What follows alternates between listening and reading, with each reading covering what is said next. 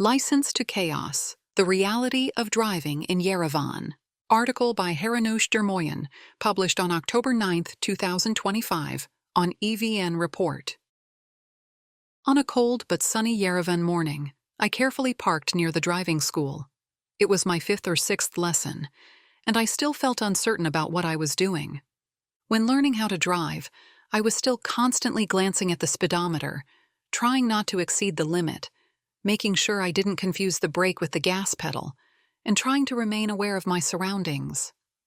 After the lesson, the instructor asked my age. When I told him I was 34, he remarked that it would have been much easier at 18. I wasn't sure whether to feel offended or regretful about not starting sooner. In Yerevan, having a driver's license hasn't traditionally been considered essential. Distances are short, and for years most people got by with public transportation or taxis. Only in the past decade have more households acquired cars, some even 2, with driving becoming more common among women, alongside a sharp increase in the number of vehicles on the road. Against this backdrop, I finally began the process of getting my license, something I'd contemplated for at least 5 years, though apparently rather late according to my instructor. The final push came after my daughter's birth.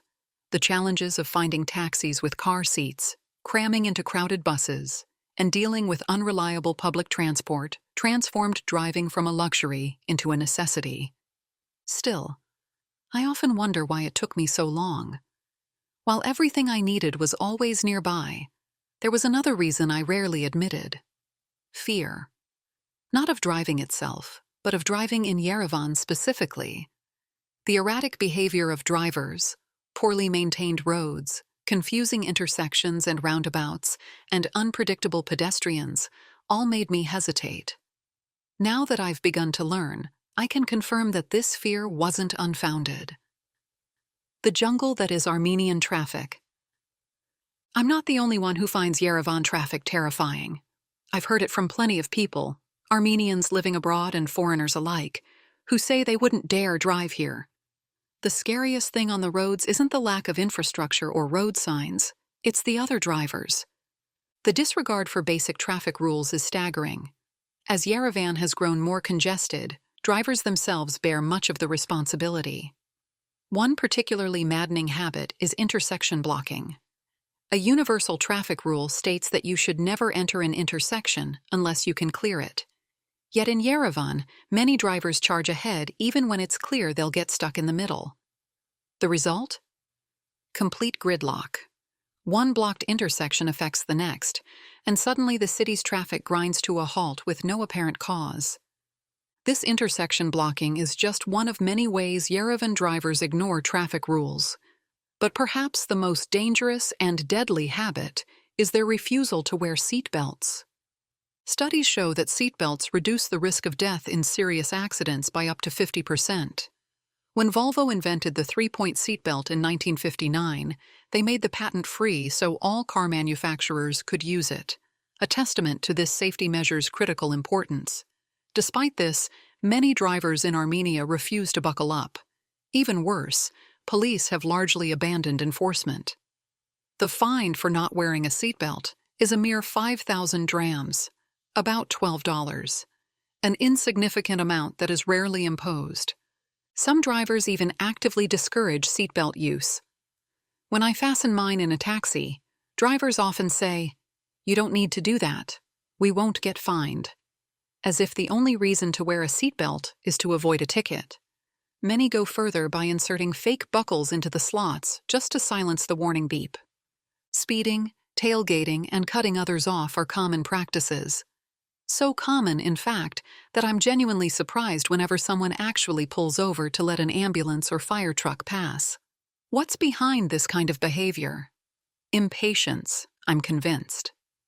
As someone still learning to navigate the chaos of Yerevan traffic, I'm regularly honked at, presumably for driving too slowly. It's deeply unsettling. When you're simply trying to figure out which lane to take or how to make a proper turn, the constant honking and impatient glares compound an already stressful situation. This impatience extends beyond fellow drivers to how people treat pedestrians.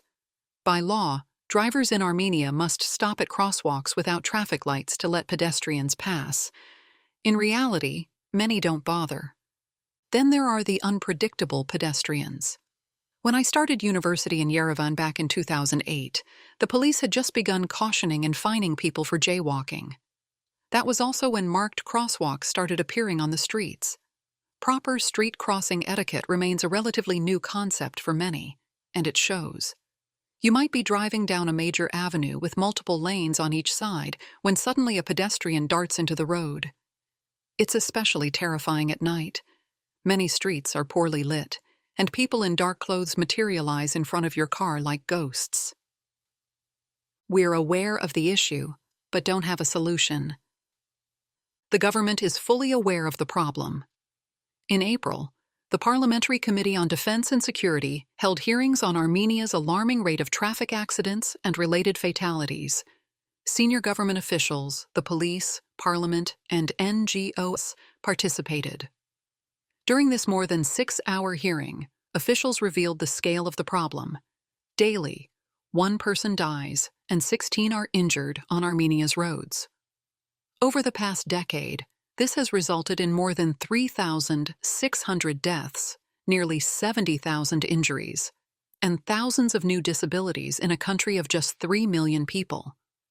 Officials identified a range of causes, including poor infrastructure, fragmented governance, driver negligence, and lack of awareness.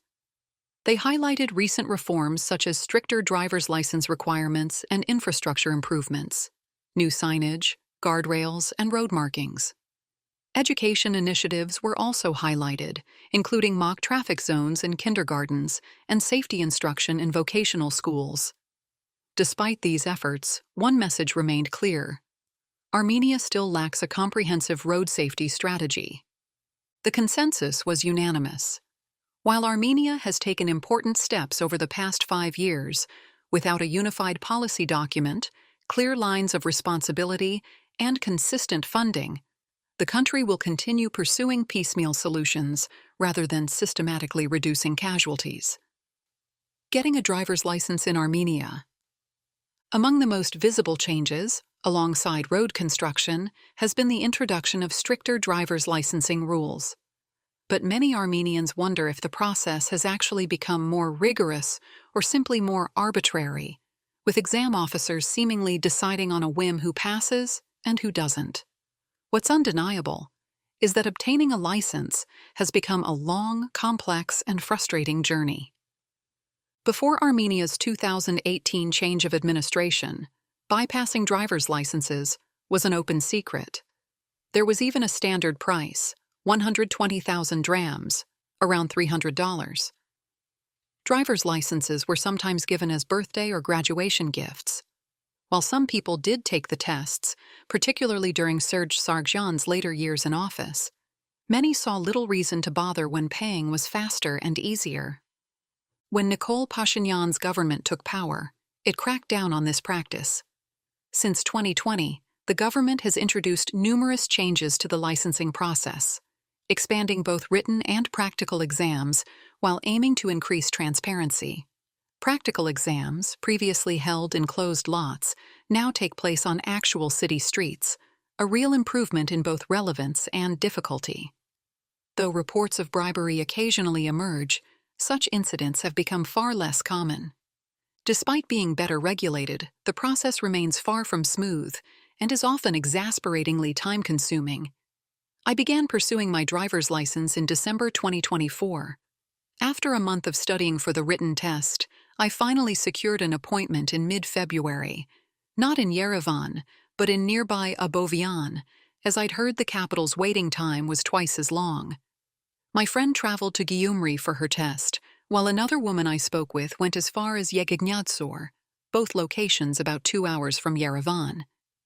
For my written and practical exams, my husband and I had to take time off work, almost half a day each time, to drive to Abovian, take the test, and return to Yerevan. I could have taken a public bus, but that would have added even more time to an already long day. A taxi was another option, though not an affordable one. The process requires both patience and flexibility that many working people simply don't have. I passed my written test on February 12th. Registration for the driving exam opened the next day, with the earliest available date being April 28th. Written exam results are valid for 1 year. If I don't get my driver's license within that time frame, I'll have to retake the test. Both the written and practical exams must be completed at the same location. Officials insist these changes are necessary to ensure only well-trained drivers receive licenses, but many find the experience discouraging and inefficient. A new law may offer some relief. Currently, those who fail the theoretical or practical driving exam must wait 7 or 30 days, respectively, before retaking it. Through high demand, often extends these waiting periods significantly. The proposed change would allow first-time failures to retake the test much sooner, either the next day or within 3 days, by paying a set fee. Even after a second failure, candidates could retake the test within 1 or 2 weeks, instead of waiting the full 30 days. For now, though, the process remains frustrating. When I failed my first driving exam on April 28th, the next available date I could find was August 12th. Rumors circulate that examiners deliberately fail candidates on their first and sometimes second attempts. While I acknowledge I made a mistake, and an instructor at my driving school claims many students pass on their first try, the statistics suggest otherwise. In 2024 alone, of the 75,171 people who took the practical driving exam, only 24,033 passed, a success rate of just 32%. This means roughly 1 in 3 candidates succeeds, while the remaining 2/3 endure a prolonged ordeal. To pass, you must successfully complete at least 10 out of 11 required tasks. In an effort to ensure transparency, the Ministry of Internal Affairs has announced that cameras will be installed in the testing vehicles. The core issue: enforcement. Armenia faces numerous traffic and road safety issues, including poor infrastructure and inadequate public awareness. However, the core problem remains simple: lack of enforcement. Fines are low and often not enforced. The patrol service rarely stops people for not wearing seatbelts, much less for transporting children without car seats. While jaywalking technically carries a fine, no one is actually penalized for it. Armenia indeed needs a national strategy for road safety. However, strategies and laws are only effective when backed by enforcement and political will. Until that happens, road safety will remain rhetoric rather than policy.